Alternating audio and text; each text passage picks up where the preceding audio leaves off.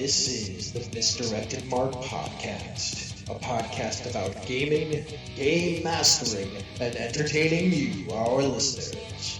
We are explicit, you have been warned, and I'd like to thank Mike Willard for letting us use his music on our show. Now let's pick up those mics and get on with this thing. And welcome to the 513th episode of the Misdirected Mark Podcast.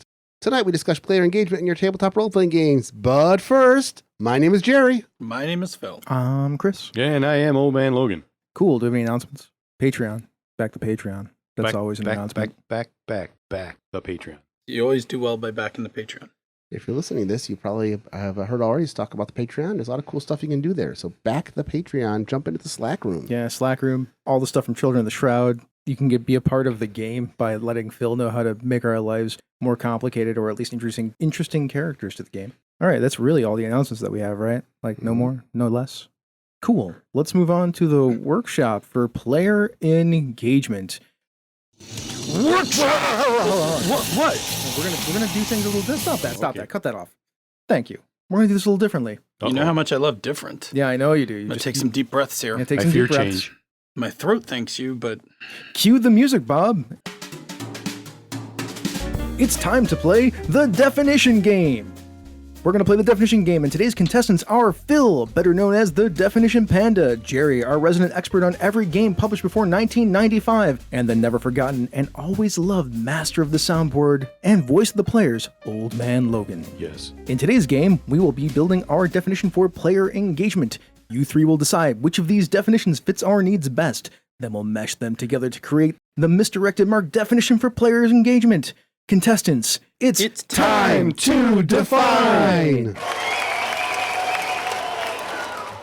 Okay, in round one, we're going to start with player. So, Phil, you think a person who plays a game is a good fit for our definition? I'm going to say a solid yes. I think that's a good start. Okay, Yes. good start.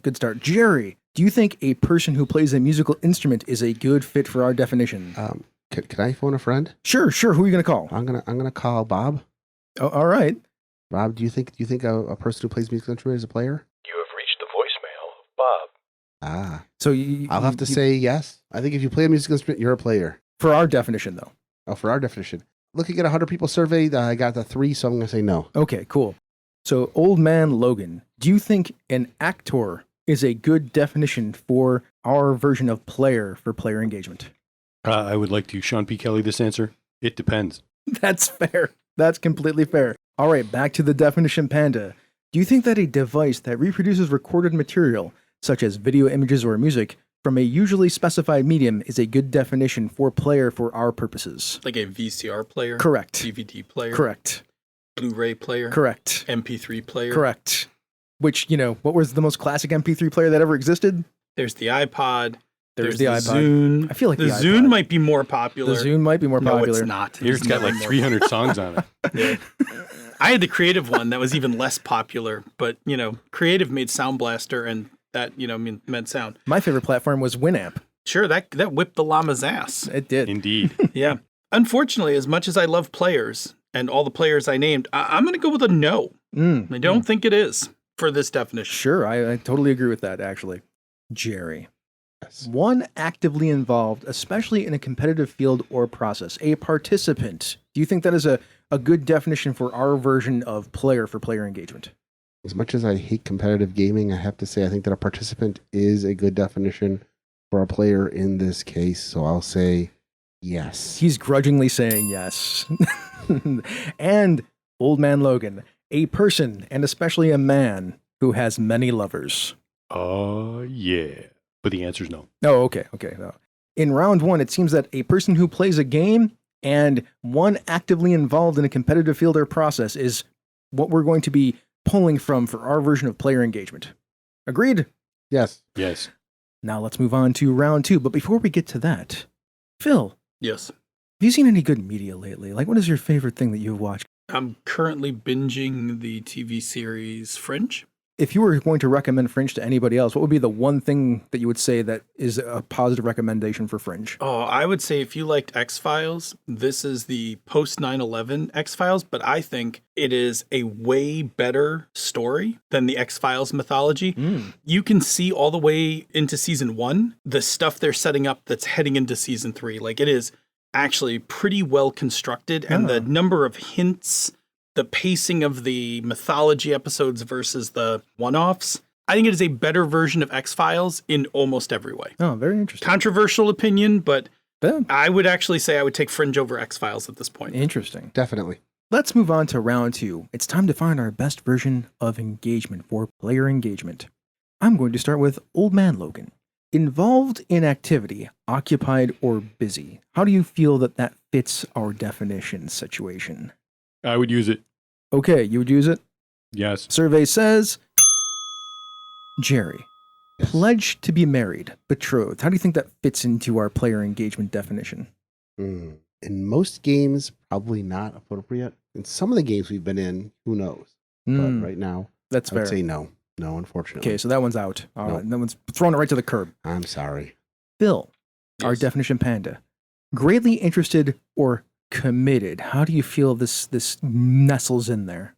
Yeah, I like this one, actually. I like the feel of it. I like the flavor. I like the word committed. So I'm going to say yes. Okay, yeah, let's give that a ding then. Back to Bachelor number 1, also known as Old Man Logan. Involved, especially in a hostile encounter. Can I buy a vial? Sure, what would you like to buy? Wait, never mind. I retract that. So you've retracted your purchase of the vial. What do you think about this one? I don't like it. I'm not fond of it. Okay, fine. We'll throw that one right out. We'll kick it right to the curb. Jerry, what do you think about being partially embedded in a wall as part of this definition? I am going to buy a vowel, and my vowel is going to be why? Yeah, why would we embed somebody in a wall for this definition? Or Why in is it- general? Why is engagement being embedded in a wall?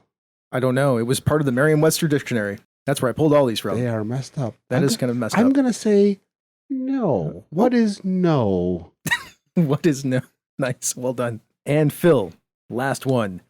Being in gear or meshed. Do you think this fits into our version of player engagement? I like the word meshed Me in too. general. Mm-hmm. In gear makes me think of like a car. Made me think that way too. Yeah, like, is this car in gear? I don't know. We just, I don't do a lot of role-playing games with cars in them when I can avoid them. I don't really like chase and movement rules and stuff like that for cars. I'm going to go with no. Seems fair after we did that exploratory play of Gangbusters. And there was some car chase rules there. All right. I just think maybe Phil doesn't like the idea of anybody being too chased. So for our round 2, it was involved in an activity and greatly interested or committed. Those were the 2 definitions that we pulled for engagement. Before we get to the lightning round, our final round, Jerry, I hear you work in water treatment. What is the way that you can relate your water treatment job to role-playing games? A lot of times when you're out, you've got to do a lot of troubleshooting. And a lot of it is simply walking into something that you're not expecting and having to immediately assess everything that's going on all at once. And once you've seen that, you've then got to come up with a very quick solution because sometimes you don't have a lot of time to solve a problem before it becomes much, much bigger. That and you run around killing bacteria. So, most role-playing games involve killing stuff. Do you loot their shit? It's now time for the lightning round. Phil, based upon what you've heard, what do you think is the best definition we've been able to come up with? Player engagement is the activities that you do in a game to get players involved and committed to what's going on in the story, what's going on in their character, and what's going on in the game. I think that's a pretty solid definition. What does everybody else think? I think that's good. I mean, there are games where you will partially embed somebody in a wall, so I think that also applies. There's also games where you'll be pledged to be married. And so, I suppose it depends, right? Isn't that when you said it depends? I mean, if it's an elemental game, you may be engaged to a wall. You may be. But as Phil said, I think his definition is the best definition. Yes. Survey says. Well, thank you for playing the definition game. We look forward to seeing you back here again at some point, potentially. Maybe not, because we might just throw this segment out and never use it again. But if we do, we hope that you will spay or neuter your players. Pets. How do you feel Pets, about not player players, death at the pets. table? I mean, depending on your game, it might be both. All definition taken right from the Merriam-Webster Online Dictionary. All right, guys. Thank you for indulging my silliness there. I appreciate that. That was fun. Yeah. So now that we know what our definition of player engagement is, how do we get players to engage with our game? To break this down, we're going to look at getting players to engage with the following parts of the game. So, number one, mechanics.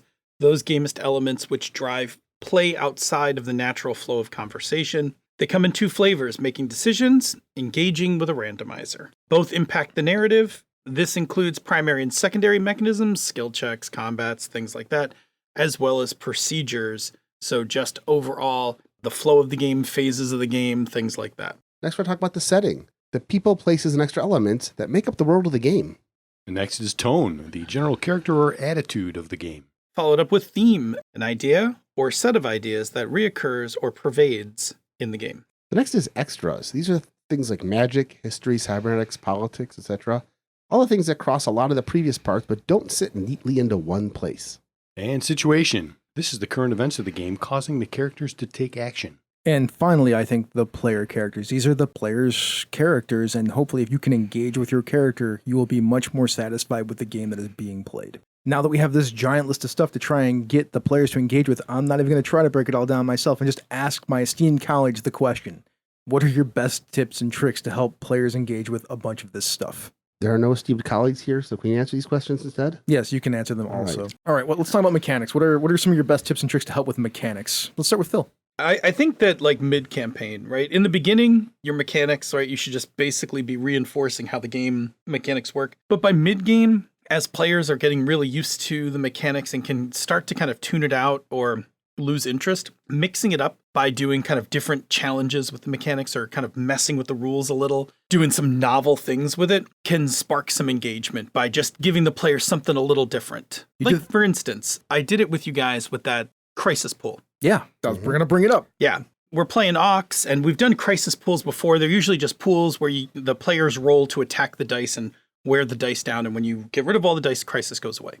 And I wanted to make this crisis pool for you guys discovering this machine, and so I assigned different dice for each of the machine parts, but also when you knocked out a particular die, I told you what that part of the machine did. It was really cool. I liked it a lot. Yes. Yeah, and it's just the kind of thing that, like, we've done tons of crisis pools in the game, and it's fine. But now that, like, we're late in the game, like, is there something I can do every now and then to shake it up and create a moment at the table where you guys are like, ooh, what's going on here?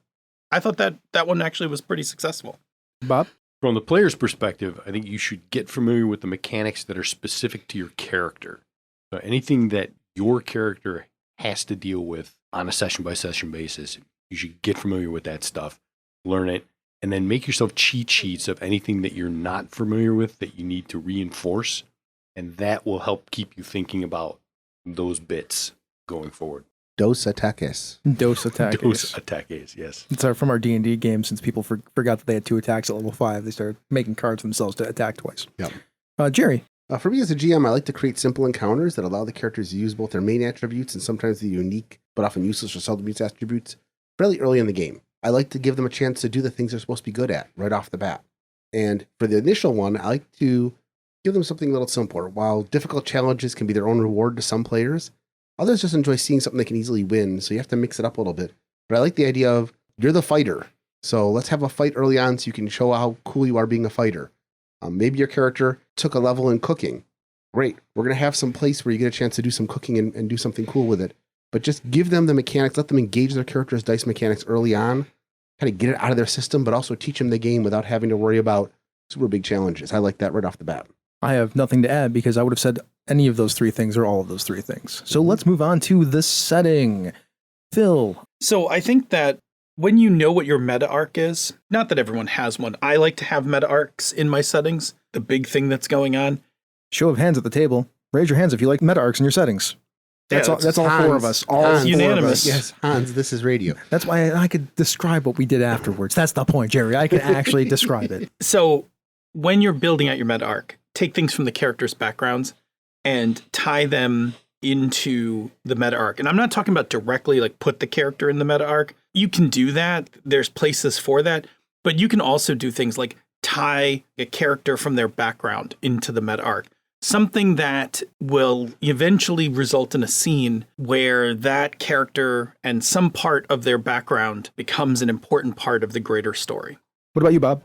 So I have an answer that kind of flows through a bunch of these. Sure, absolutely. From the player's point of view, sitting in the chair with setting and some of the other bits, is try to come up with something that connects your character to the setting or the theme or the tone so that you're actively trying to put those two things together. Because A, that reinforces it, and B, it helps out your GM a lot. Mm-hmm. Jerry. As a GM, I like to find the things players are interested in about the setting itself and put more of those into the adventure. Or just create things that fit the players' and characters' interests. If the character's a cook, have a description of the foods every time they go to a new town. If they're a grav racer, make sure there's some racetracks or new vehicles or gear in places they visit so they get a chance to see it. Doesn't have to be overpowering or overwhelming. You can just be like, this town has a really cool, racetrack, or this town, you see a vehicle over there that you've been looking for a while and you can talk to somebody about it. But it gets them back involved with interacting with the adventure. And to be honest, with the setting, it also gives you a chance to reintroduce other things that reinforce your story. Nice. I will say, listen to our Slice of Life episode to pull a bunch of the stuff that we're talking about, tips and tricks for getting these things into your game. Because if you have those Slice of Life scenes, those are the times that you can really hit some of those not impactful, important moments to also broaden out your characters and the setting itself. I love when we walk into the high school and Phil asks us about what does the math classroom look like? That's setting. When there's wind blowing all over the place and we get the description of the school and how it's being affected, like cans being knocked out in the courtyard, that means we have a courtyard. Didn't know that before, right? Mm-hmm. These are all things that create setting while also telling the story that's going on. I like when you mix beats like that too. Bob was talking about mixing these things inside of a beat or inside of a moment. Let's talk about tone. I'm going to start with Bob this time. You got one for tone? Just lean into it. It's pretty much all these things for players are the same, right? Essentially, yeah. Yeah.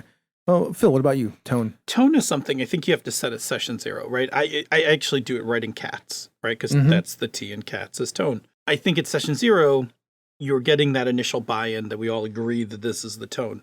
But I think it's important that as the story goes on, as your campaign goes on, it's entirely possible the tone of your game will change, because the more that you play the game and the more you're kind of informed about what's going on in the game, plus informed of your own actions and the effect of your actions in the course of the game, your tone actually can change. And if you're still trying to play the original session 0 tone, but really the group, through play has moved the tone into another place, it's a good point from time to time to kind of check to see if those two are in alignment. Mm-hmm. And if they're not, figure out which side you want to jump to. Like, are we changing the tone to kind of match the players, or are we having a talk about trying to get back to our original tone? So either is a good answer. Yeah, so there's the conversation of tone, like as we're playing, to get your players to re-engage with the tone of the game, right? Or to all agree to switch the tone of the game. Yeah, because sometimes you can hit like a story beat that just where the tone's darker, but is that really where you want the game to stay? Or do you want the game to kind of bounce back to its original tone? Yeah, I actually brought this up a bunch of times during our Ox game. Yeah. When we started doing things, I'm like, I don't think this is the game that we decided that we were playing. Correct. Because it was throwing me off and I wasn't having as much fun. So I was like, I don't know if this is what we wanted to do. Yeah, and in fact, actually, once we had a really good candid discussion about it, I was like, cool, let's tie off the story that's causing this tonal shift and let's let's move on so that we can kind of go back to what we all like more. I agree with that. Jerry, what about you? Well, this for me can be the toughest. Tone buy-in for the players, and it can easily be lost or it can be too heavy-handed. So I don't have a quick fix for this, but I think that what you guys are saying is kind of the best thing, is talk about it, especially if you feel it's being lost, or if as a GM or player you feel it's too overwhelming for what you want to do right now. Tone is weird, right? Like getting engagement from tone, like aside from the session 0 discussion and the discussions between games, those are pretty much the only ways to get player buy-in for tone, unless I suppose as a game master, if you're really hitting the tone of the game in your scenes and your moments, right? Because tone is a subtext. Does that seem right? Tone is a subtext? A little bit, yeah. Yeah. I mean, subtext is sometimes... So tone can be like, this game is gritty. Subtext could be like, all corporations are evil. Sure.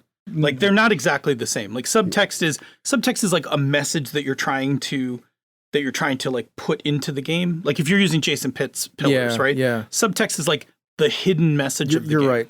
That is not... You're right. My use of subtext is the wrong word. Tone is like, how are we describing things? How is like the general flow of the story, outcomes of the story and stuff like that? How is that influenced by the tone of the game? And that's important to talk to the players about what kind of tone you want. I've talked before about trying to run superhero games where you've got one person who's trying to play MCU, one person who's trying to play 80s for color comics and a third person who wants to play gritty, 90s Wolverine. And if you've got 3 different tones going on, you're going to have a tough time running scenarios. Let me expand upon that. You're not wrong about that being tone, but it highlights a bigger problem in superhero games that we've all known about fantasy games for a while, is that there is no such thing as a superhero game. Correct. That superhero games, much like fantasy games, come in many, many slivers of flavors. Yeah. Everybody needs to pick the same one. Like if we're going to have a shared vision. Yeah, shared vision, a shared experience in the game. If I say, oh, we're playing a fantasy game, I have told you very little about the game we're playing. Correct. Same thing. If I tell you we're playing a superheroes game, just like you said, what are we playing? 4-color? Are we playing Golden Age? Are we playing Steel Age? 90s. We all got vests, guns, and pouches. All the pouches and tiny feet. That's the live field role playing game. One of my favorite techniques I've seen for helping reinforce tone at the table, and I think this can help players buy into the tone that's going on, is from Swords Without Mastery. You have the card right on the table that tells you what tone you're playing. Oh yeah. If you're looking for a way to help reinforce the tone at your table or get players to buy into the tone or at least give them a touchstone for the tone, put a card on the table that says the tone on it. In Swords Without Master, that's really good because there are 2 tones. Yes. We are playing the light tone or the dark tone, and it's great. Grim and or jovial. One of my favorite props ever is my tone card that I made for Swords Without Master, which is 2 stills from the movie Fire and Ice. The dark tone is the one where he's up on the hill, the silhouette of, I forget what that character's name is. Wolf. The jovial one is the one where it's he's got the crazed kill face and the weapons in hand as he's charging into battle. I love that prop. But 2, it's really good in Swords because there are just 2 tones. Yes. If you're playing a game that either has multiple tones or complex tone, you've got to kind of figure out a way to put that on a card in front of everybody. If we're session zeroing, right, we've talked about the tones of our game, then the tone card is a mnemonic reminder of what that means. So if you get outside of the tone, somebody can just tap it. Yeah. And then it's already something we've all agreed to. So every player should have already engaged with, is trying to engage with that thing. You can also reinforce tone at the table with music, with lighting. Yep. One of the things when we played Vampire back in the day, I would never run Vampire if the sun was up. Even in the summer, we'd have to wait till 9:30 at night before we could start playing Vampire because for me, it wrecked the tone if you're trying to talk about Vampire and light is streaming through the curtains. We always played Vampire at night. Just helps to kind of set that tone. All right, let's move on to themes. Jerry, tell me about how you would go about getting player engagement via theme. I like recurring themes, and I like to bring them back into the game from time to time to remind the players what we're doing. And this could be something as obvious as the villains obviously using it as their main plot, but it could also be something more subtle, like a conversation nearby NPCs are having, or even some guidance from a patron where they give you a suggestion or send you on a mission that reinforces the theme without just hitting the players over the head with it all the time. You can stick it into the story in different ways, and that allows the players to interact with it in the way that they want to as well. Bill? I think one of the things that's important to think about theme is theme can be reinforced not only through NPCs, but it can be reinforced by every little object or just the way people conduct their lives. So for instance, in Hydro Hackers, right, this theme of water scarcity, there are a lot of little things that happen in, when I describe the background or even in the text when it talks about things about how scarce water is. Just little things you wouldn't just turn on a faucet somewhere. You wouldn't go to somebody's house and just, hey, can I grab a glass of water? That's their water ration. There are now new conventions about you probably bring your water with you to somebody's house. If you're coming for dinner, you probably bring your own personal water jug and bring it to the table because you wouldn't impose, unless your guest, unless your host told you, please come over for dinner, I'm supplying all the water for tonight. That would be a pretty luxurious... Yeah. Yep. So NPCs are a great vehicle for it, but think about, do doors open differently? Do people greet each other differently? Is a convenience store still look the same? Those things, because those will, as you're describing things to players, will start enforcing things like, oh, water's super scarce. They keep the water bottles behind the armored glass in the 7-Eleven. For D&D and Al-Qadim, I thought that the Al-Qadim setting did a good job with that, with the recurring themes of things like hospitality, the salt ritual, people making coffee, the greetings that they always had about fate, because fate was a big theme of the game. Every adventure started with it. Characters meeting each other talked about fate. It was a good way to get it in subtly, but also kept reinforcing the culture of the world, which I thought was really a lot of fun. Same kind of thing. To tag on to Bob's point that he had earlier about mixing things up, like if I can tie giving some sort of in-game currency or mechanical bonus to my players for playing to the themes, that's where I would go for helping get player engagement for the themes of the game. I'm going to loop us back to the slice of life thing. Mm-hmm. As a player, think about what the themes are of the game, and then when your scene comes up, give yourself a moment of slice of life. Like, I'm doing my thing that I do every day. I get up and I check the scream sheets to see, what kind of bangers were shooting up the neighborhood last night in my Cyberpunk game. Mm-hmm. Give yourself those moments to describe what's going on and what you're doing to help you latch onto those themes. What do you guys think are some of the themes of our Children of the Shroud game? Phil? So first of all, I go with themes based off of the genres, right? So there is, I think one of our themes from the magical side is mystery. Yes. There are magical mysteries that have to be solved. There are magical problems that need to be fixed. Yeah, they're just mysteries everywhere. Yeah, sometimes they're mysteries and sometimes they're going to just be problems. Mm-hmm. And sometimes the mystery reveals a problem. So that for me is one theme. Another theme is that you have a real mundane life that you have to attend to. So duality? Not only duality, but like also not paying lip service. Like we could easily play this game where, you go to high school, class is over, now you're, off to, the Guardians Club and we're going to go do, like we're just doing magic for the rest of the day. But we've put actual roles on the high school side. Mm-hmm. And there are going to, there will eventually later be consequences like you stayed out too late. You're like, now you've got a, trait on the table against you for dealing with your mundane shit because you're tired or you're secretly busted up and you're hiding it in class, that kind of thing. Yeah, being concussed will definitely affect your educational output. Exactly. So I think one of the themes is like, you do have a mundane life to live with.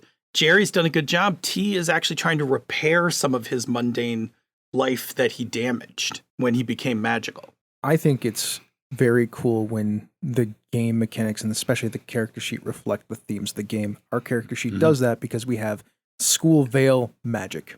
Yep. Those three things created kind of a duality in our game, and the veil part is like the midpoint. Like it covers both for us because we're in high school. Yeah.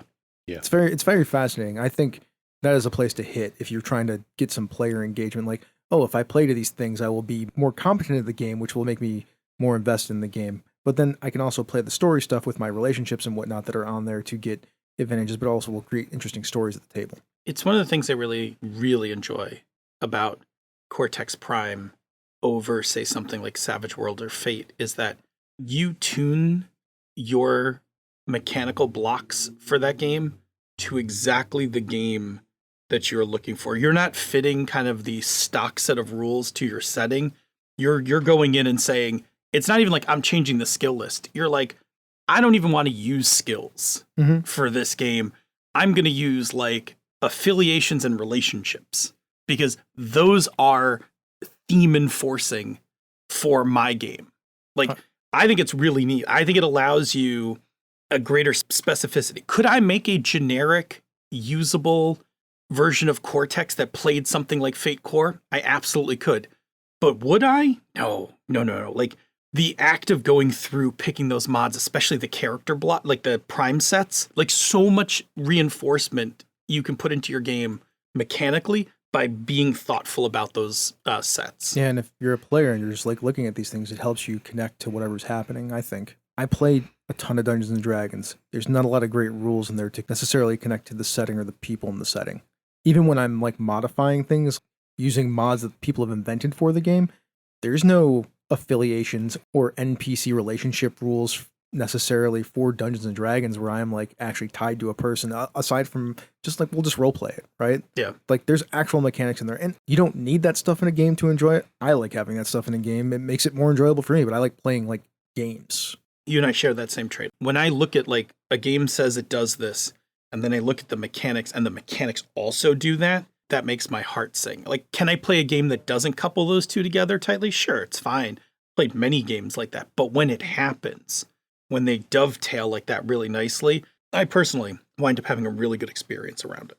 And like Chris said, if the character sheet also brings that stuff to the forefront, and I want to say it was in Nominee, had two different sides to the character sheet. Was it in Nominee? Might be. One side was the like the mortal, and one. Oh, yeah, because you had a mortal. Part-time Gods of Fate, wasn't it? Or Part-time Gods? We did that on Part-Time Gods too. We have a little bit of that going with our Children of the Shroud game. I like stuff like that. Yeah. If you as a player look at your character sheet and that stuff stands out, it's readily apparent. Mm-hmm. That helps to reinforce all I that. actually love a Really good enforce character it. sheet. Yeah. Like, there are times, and I know Jerry's done this too.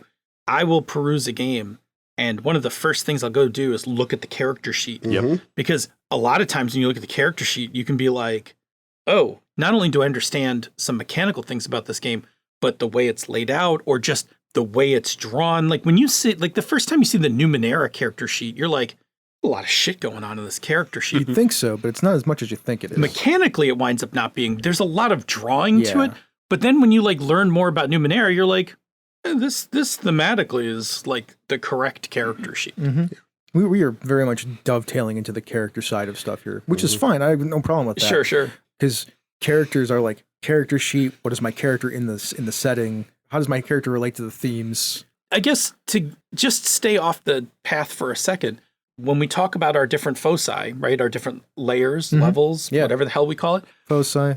engagement occurs at each one of those. Yeah. So it is perfectly fine for the trappings of your game to engage the player, the story to engage both the player and the character, right? Because you may get caught up at both levels in that. Like all those things are happening. You might be getting engaged into different things from different places. Like my character foci isn't really going to care about the mechanics of the game.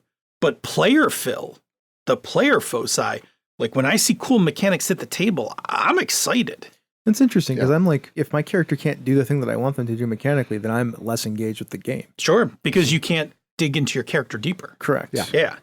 But I mean, like, if my character, let's just go on the assumption my character can do all their normal stuff. But if I see something novel or interesting in rules, like for instance, the travel rules for Forbidden Lands, I'll be honest, Forbidden Lands is a pretty generic fantasy game. But those travel rules excited the hell out of the GM in me, just because I was like, oh, I've not really played a game where travel was interesting, Okay. like important and interesting. Sure. So much so that we never hand waved travel Nope. in like the 48 sessions we played that game. If you needed to go somewhere, we got out the maps and you got on your horse. You didn't even have horses for a while. Yeah. But it was interesting. And as a player, like as a character, whatever, I don't know. But as a player, I was like, shit is interesting. Roll some dice. Let's see what happens. Yeah. Yeah, I always, so to me, like, those are like the extra pieces in a game too. Like they're mechanics, but they're more than that, right? Yeah. They don't like fit neatly into one thing. Sure. I mean, in the case of Forbidden Lands, they were very much the mechanics of the Sure, game. yeah. Like, if we go to extra pieces, let me bring up Dread and the Jenga Tower. Yeah, right. You want to? I mean, it's a mechanic, but it's a visual thing. It You- creates tension. you want some engagement? Take a block from that tower. You are fucking engaged. Yeah, man. Like history of a setting. Like if you read the history, it can help you Oh, a 100%. ton of ways to get there. Any of those extra mechanics, like magic is a system usually in a game, and while it is a mechanic, it is usually also more than that if it's in the game, right? Like it's part of the economy or the life of the setting. One that absolutely, and it doesn't occur in all games for me. The first time I saw the cover of Underground and the character on the cover, I was like, I want to know everything about this game. Yeah. Like, I took one look. I was like, I have never seen anything look like this before. And if you go into that book, which honestly, I think that's layout, and I think that book is ahead of its time, the ephemera, the artwork that's just in there. There's just like in the opening splash pages, there's a page where, and it's actual photography, it's not illustration, of the extra constitutional amendments. There's like a handgun. There's a discharge letter from the contract firm that the character that they're going to tell the story about in a few pages is from. And as you just flip the pages and you see like there's a propaganda manifesto and all this stuff, and you're just like, it's drawing you in. It's creating a level of engagement where you're like, I want to know what this world's about. Like, what the hell is this? I think artwork makes a big difference if you get a really good cover art or something. I've talked before about the original Warhammer Fantasy role-playing game, the first edition. When you see that cover, it instantly tells you what that game is about. Like, you don't have to explain to anybody what this world is going to be like. Eberron City of Towers, Sharon City of Towers, same kind of thing. Whereas the flip side of that, as much as I love 5th edition D&D, there is no artwork in any of those rule books that makes me want to play that game. It's after I play the game, I like it, but looking at the artwork, none of it's dynamic, none of it's super interesting, none of it is proportioned properly. There's a lot of stuff in there that just artwork is a great part of the extra pieces that pull you out.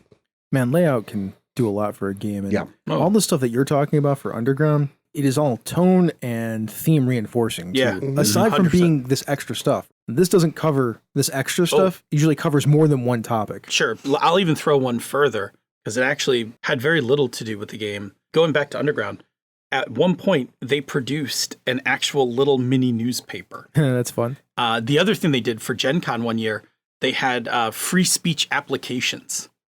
Like it was a pad. It wasn't actually used in the game or anything, but they gave them away at Gen Con. And it was just kind of, again, genre reinforcing piece to it. 2 games that did that in the early days. Traveler, one of the little black books that they put out, was just like 101 charts.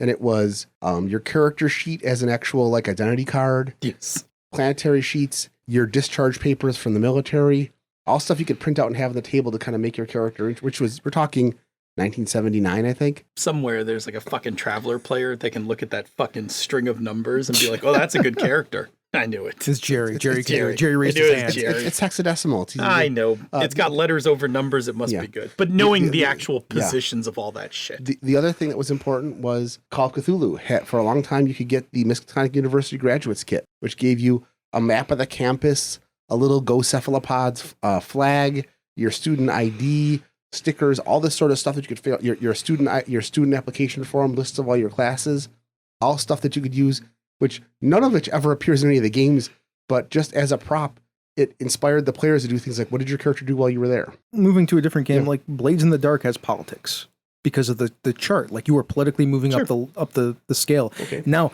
it is a mechanic in the game. It is story for the game. It is setting for the game. It just covers so much stuff because as soon as you drop that thing with these different organizations on the table and you're like, move up the chart, it creates a whole interesting play space. It and also can engage players by looking at it. it also creates the end game. It does create the end game. So it creates pacing too. Yeah. As a player, I can look at it and be like, cool, we're going to go after this group or this group. Let's find out about them. And then that engages us to the next set of things. Or when the GM turns around and is like, oh, by the way, your heist last week, you inadvertently like Let me drop this Piss these tier guys 4 off. down Yeah. on the table. Like, oh, you're screwed. yeah. Extras cover a lot of this stuff. The next one, let's talk about situation.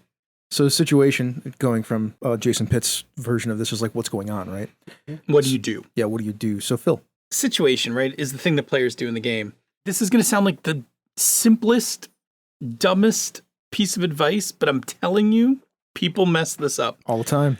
You need to make sure that people actually want to do what the situation of this game is in the length of what you're going to run. If your game is about solving mysteries and people want to play this game, but they don't particularly like solving mysteries, like you have a problem. Why are you playing that game, really? Well, you might play it once and be like, oh yeah, that was fun mystery to solve, only to find out, oh, by the way, that's what every session of this game is Yeah. like. That cake don't bake. Well, it might not. Right now, we're getting ready. We're about finished with our Knights Black Agents game. We're getting ready to start a campaign in Cyberpunk Red. And the thing that I'm actually having the biggest challenge with that I have to talk to the players about is, what is the situation of this game? Because Cyberpunk Red is not the sprawl. The sprawl is like hyper focused, right? You are a group of people who do jobs and we're going to play out the job framework and stuff like that. Cyberpunk Red, you definitely can do that, right? You can be a group of mercenaries who do jobs for corporations or against corporations, whatever. But there's also like 50 other things you can do in this game. Yeah. There's no focus for it. There's a wide open cyberpunk. Yeah, game. there's no focus. There's a cyberpunk setting. There's cyberpunk rules. There's a whole host of character options. But you got to provide a situation.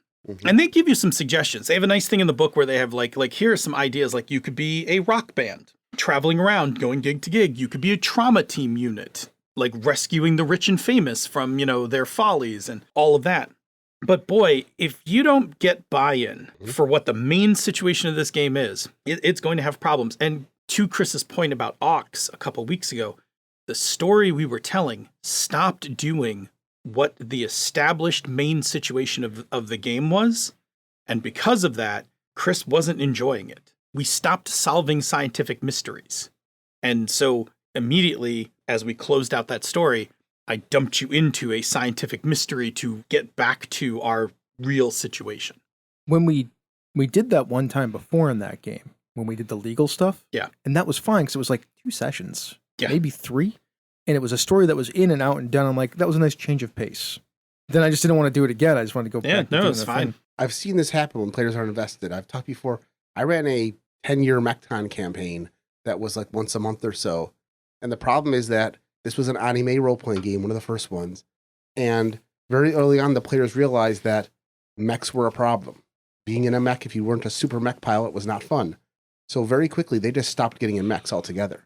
So my Mechton campaign, the mechs became a backdrop. That's a problem with the rules, not the... Yeah, it is, but I very quickly figured out that what they wanted to do was play anime action heroes. And so my original situation for the game that was going to be we're all mech jocks, I just shifted over to we're all anime heroes.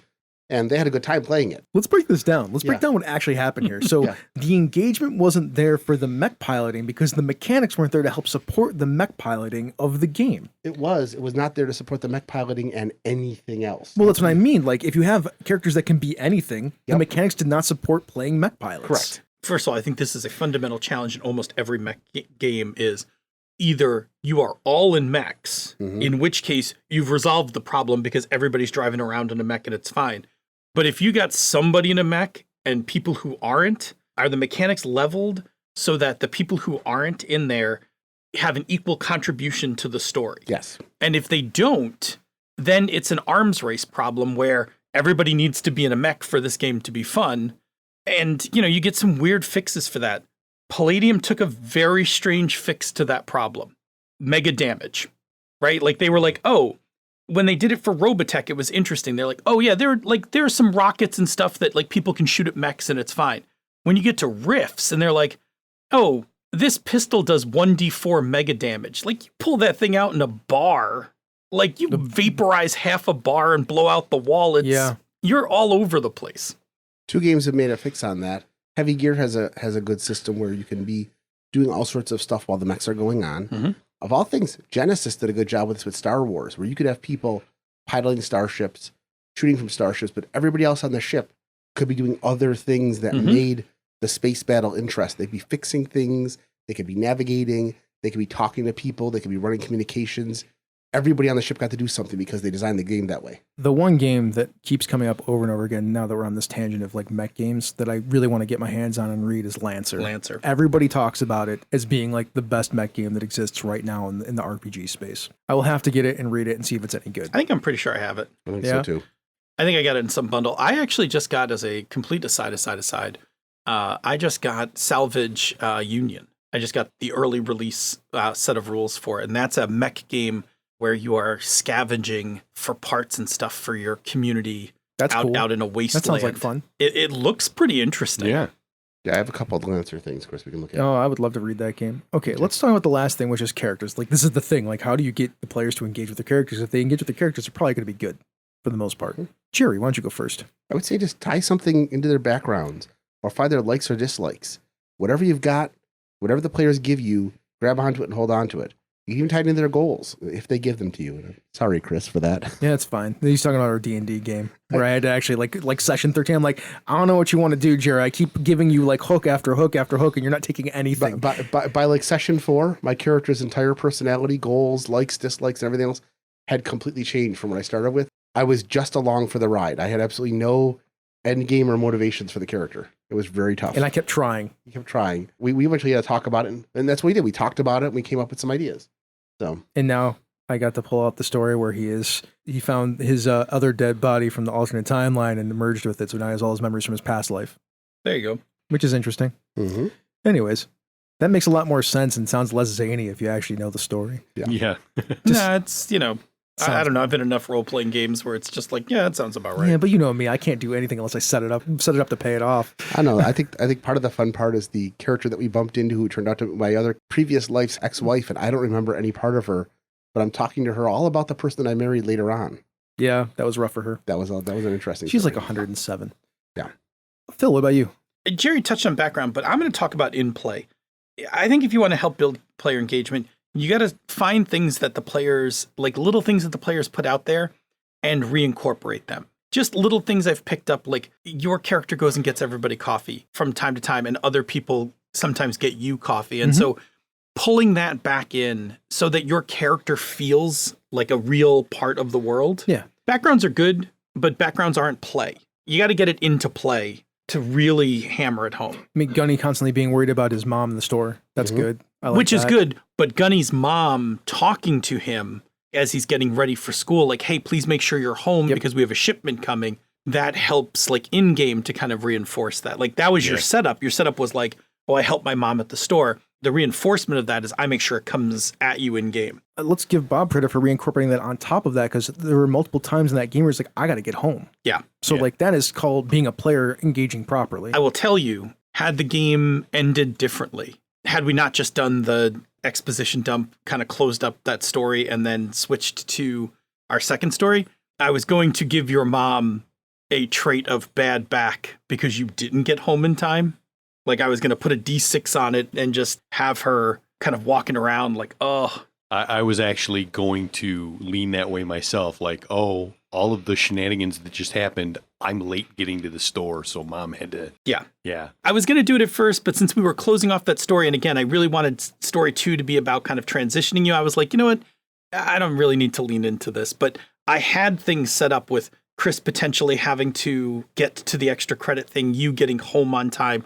Like, there were some additional pressures I could have engaged in the, like, tail end of that story, but it felt like after we got through the exposition dump, I was like, I think we're good. Let's actually move to a new part of, like, a new chunk of story.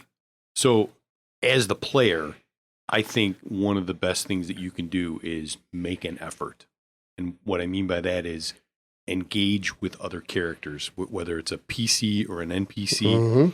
Make the effort to engage with one of the other characters, because once you start having conversations and interacting with these people, more things are going to come out. They're going to ask you questions. You're going to get into a dialogue, a back and forth, and that's going to bring things up. And you can use that to be like, oh, okay, I think I'm very interested in this particular thing that I put in my background or this thing that's on my character sheet. If you put the effort in, then you're way more likely to find something that's going to help with the engagement. So Chris's public access game, one of the mechanics in public access is you clear conditions by reminiscing with one of the other characters about something you were interested in. So we were on this mystery and we moved this washer machine out of the way and this flood of rats poured over us. I actually didn't roll well and I picked up a condition unnerved and I basically just bolted from the basement. Like, I was outside the house and one of the other characters came out. I think it was Drew's character. And I was like, oh, this will be a good time to actually engage some mechanics here. But I want to clear this and I want to engage it. And you have to engage another player. So I started telling him about how I got freaked out reading Choose Your Own Adventure books, which was one of my character's interests. That I read a Choose Your Own Adventure book mystery where this happened to when I was reading it as a kid and it freaked me out. And so having it happen freaked me out. And then Drew was like really empathetic and was like, no, I don't think it's unreasonable that you ran away from a flood of rats. And the mechanics facilitated me making that connection to another player, which then just, one, helps mechanically, but two, and now Drew and I have had this like moment in the game. The thing about that game, to me, that made the characters go from being not a group to being a group was earlier when you were making your characters and it was things from your corner. Because everybody has to pick a thing that they think is from everybody else's corner. After we did that, 3 of them for each person, 4 of them for each person, we knew who those characters were so much better than we did before that. In fact, I knew my character better because a couple of the things that got picked for me weren't things I would have brought. But once they got named, I was like, oh, actually, I think my character, like, I got somebody picked for me Microphones? a microphone and a guitar. And then I was like, I think I was like some sort of like wannabe musician. But then when we got to the microphone part, I was like, this is 2004. Podcasts are just about to be invented. I was like, oh, I think I want to try to do a podcast about us like trying to solve this mystery about the TV station. That was not a thing I had planned for my character, but like during character creation, I was like, oh, I'm going to lean right into this. Like somebody pick this for me. I'm going to find a way to make this work in the game. It was cool. Yeah. And every character's got stuff like that now, Yeah. which is neat. I was surprised at how effective it was at making everybody, because at the end of that session, people are like, these characters are real people. Like everybody said that, like that was like one of the stars was like, Oh, yeah. all these characters, they feel like real characters already, like after 2 hours of play. I figured out my underlying trauma stuff, and that actually, because I have pulled a portion of it from my own past, and I was like, okay, well, I know how this works because I knew what it did to me, so I know how this is going to work for this character. All that game does is draw out stuff about characters. The night move and the day move, just to get on this tangent for a second. If you trigger one of those moves, it's like, tell me what you're afraid of. And then I will give you a choice to either confront it and deal with the consequence or run away from it. Or if it's the night move, tell me what you're afraid of and I'll tell you how it's worse. Nice. So I don't get to tell you what you're afraid of. You tell me what you're afraid of and then I interpret the situation. But that tells you stuff about the characters. Those kind of mechanics, the lesson is like when you can, as a character, as a player at the table, tell somebody else, like, you probably have this thing in your character. Is that okay? That gives you engagement with their character. That gives them a different idea for their character that they may not have had before. And you have a ton of more material to work with at that point. The fate thing where everybody is telling everybody else a thing about like the book that you were in together kind of thing. Another great version for how to get engagement between players and also for their characters. The bonds in Dungeon World. The fill in the blank ones, those are fantastic. Yeah, all those mechanics are great for getting engagement from each other, especially if you have passive players at your table, how to get engaged with those passive players. Yep. Is there anything else anybody wants to bring up about this topic? I did actually. I know because we talked about this at the end of our play session, but I wanted to put it in here. So when it comes to engagement, there are a couple ways to do this. One way to do it is just kind of read the table, listen to what your players are kind of gravitating towards, and snatch those things up. If that's the thing they're interested in, that's the thing I'm going to use to create engagement. The other way is, I call it the wet spaghetti technique, which is just throw some stuff out there, right? Just randomly throw some stuff out and see what sticks. And that's how we got to Kaylee's character, which was, I threw out a thing at Jerry completely blind that I was like, oh, your mom set up a date for you with this girl from Rochester. And then he was like, cool, I'll do it. And I'm like, interesting. And then when we did the thing where you're telling Sergey about it, and you describe it as really positive, I didn't know. Like, you could have been like, oh, that date was a disaster. And I'd have been like, toss it. But you were like, oh, no, it was a really fun date. We had a good time. And I'm like, cool, grabbing that. I'm pulling it in. Like, that piece of spaghetti stuck to the wall. Kaylee now is going to become a character. And we're definitely going to see her in the game because Jerry engaged in a random piece I threw at him.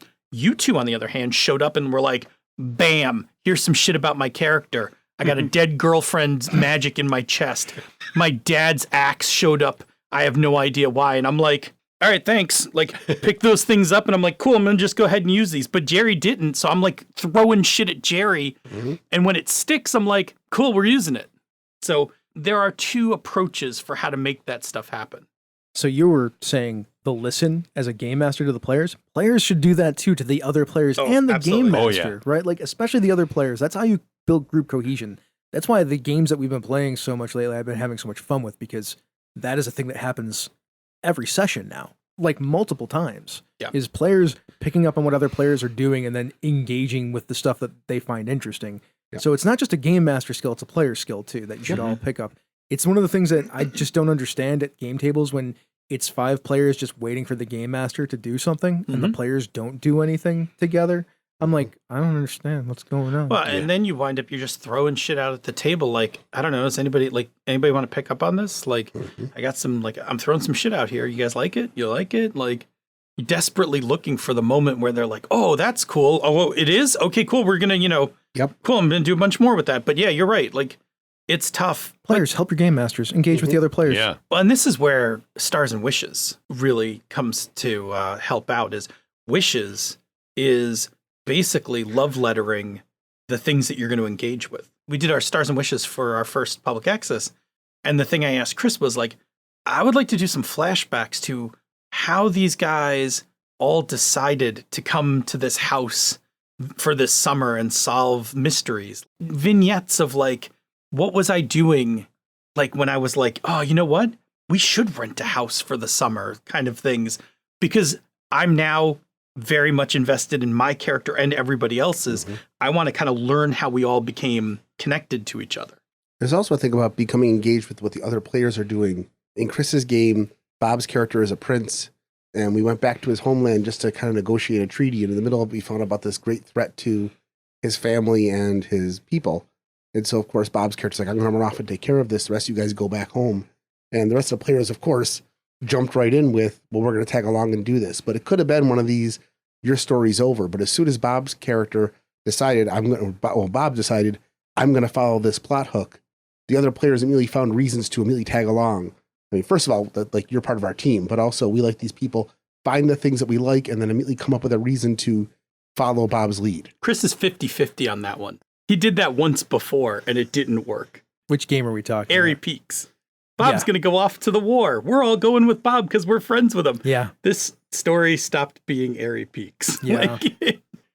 I only tease you about it. I should have just fast forwarded through that, which was what we did eventually. Yeah, it was fine. I had every intention when I said that of like, I'm going to put this character down. I'll play somebody else, but this character needs to go do this thing. And everybody's like, we'll come with you. I'm like, okay. It's cool. That break let me Dude, sit I was back bonded to that. I was bonded to your character, man. I wasn't going to let you go off and do something by yourself. Yeah. As a game master, after that thing happened, which they did a good job of, like, we're going to go with them. I would have told the Crosswater Adventure Company to tell them to go with them anyway. I'm like, that's your job. Go. Otherwise, quit. And the reason it didn't work in Airy Peaks is that the game of Airy Peaks was about the peaks. Yeah. When we left the peaks, the game felt weird. It We did. broke And the it was game like, cycle. oh, we need to just go. But like Chris's fix for it was like, cool, I'm going to wrap up this story and then we're just going to return to the peaks. And we were like, that's great. Thanks. A good example of this in media we were just talking about a couple weeks ago was in The Bad Batch. One of the things I love about The Bad Batch is that when You be careful. I haven't watched it all. one of the characters or the NPCs they're tied to decides to do something stupid and foolhardy, they don't stand around for 5 minutes arguing about what a stupid idea it was. They just start killing bad guys and following along. Then So- they argue about how stupid it was later. From a game perspective, right? That's like an important convention that you can set up in session 0. You can be like, hey, look, the tone of this game is like you guys are impulsive. So if somebody does something impulsive, you're all unit bonded. You're all going to do it together. If you want to argue about it, you argue about it afterwards. But you just like jump in and engage it kind of thing. Like you can set that up, right, to make it work. Because what normally happens is when you don't set it up, somebody Leroy Jenkins. Yeah. And then everybody gets pissed Yep. because you're operating on 2 different ways to play the game. But you can just align that right at the beginning. Yeah. And just be like, hey, this is a game about, high adventure, danger, whatever. Everybody agree? Cool. And if you want to argue about it, that's the drama that happens after. Yeah, and then any discussion after a game like Stars and Wishes or whatever method you used can reinforce that or re-attune that to whatever you want it to be. Right. Masks is an ideal example of that. Masks, you should just jump in and do shit.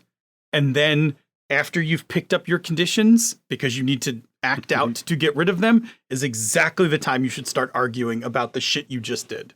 Or you could spend 3 weeks trying to decide how to storm the vampire stronghold. That's the flip side. We have a group that does the opposite. That nobody follows along with anything. You do that as a group. You need to pick something and work on it. That's player engagement. I hope everybody enjoyed that.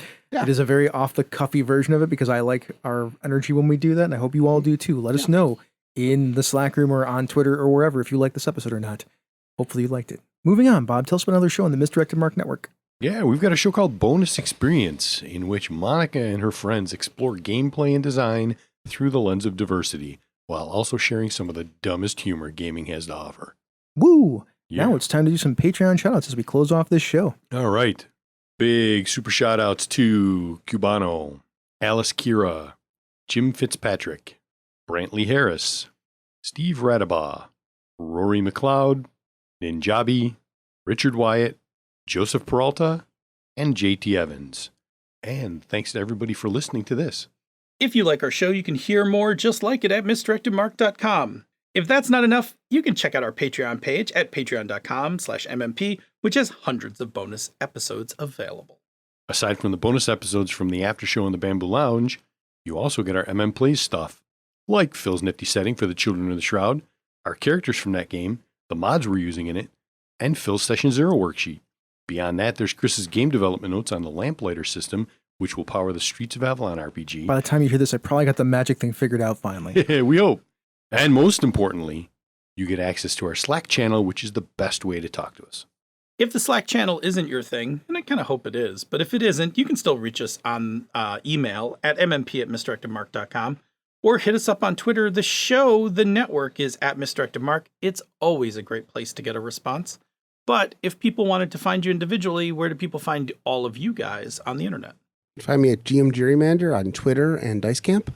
I am at the Light 101 on Twitter. I'm also at Misdirected Mark. I almost always respond to that. I am Misdirected Mark. Word scramble. I am at Robert M. Everson on Twitter and coming soon to Dice Camp. I am DNA Phil. You can find me on Dice Camp, Twitter, and TikTok. Last, we have a bunch of other shows on Misdirected Mark Productions. The roster includes Pandas Talking Games with Phil and Senda. I do enjoy hearing those pandas chew on that bamboo. Mm-hmm. The Gnome Cast, where Ange brings any gnome she can find and wrangle and potentially not kill or hopefully kill. I don't know. She decides whether she's going to stew them up or not. And they talk about game stuff. There's Bonus Experience, which has some of the dumbest humor gaming has to offer and is really fun. And then Thaka with Advantage with Ange and Jerry, where they talk about D&D because they're going to talk about it anyway, so they might as well record it. If that still isn't enough, we have friends who create content. There's the Tabletop Bellhop, your cardboard concierge. The Knights of the Night with their excellent APs. I like that Dresden Files game quite a bit. Mastering Dungeons, which is all about 5th edition D&D. I think they covered the Creators Summit about 3 weeks ago. And How to RPG, hosted by Sean P. Kelly of Gaming and BS. Catch it live on Saturday mornings at 9 a.m. Eastern on YouTube. This has been a Misdirected Mark production, the media arm of Encore Designs. Mic drop. We out.